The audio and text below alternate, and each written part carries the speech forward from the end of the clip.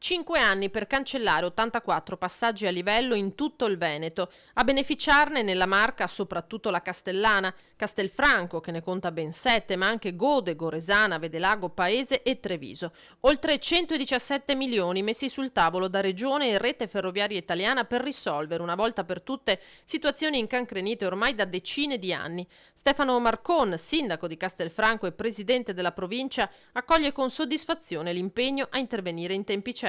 Molto positivo, una notizia che era attesa da tempo e che consente, ripeto, di migliorare la qualità della vita dei cittadini che quotidianamente attraversano questi attraversamenti a raso. Cittadini che vivono quotidianamente una situazione molto pesante, con attese per attraversare i binari al limite della sopportazione. Un disagio molto sentito, sul quale insomma nel passato più ragionamenti sono stati fatti e oggi troviamo una risposta che sembra essere concreta.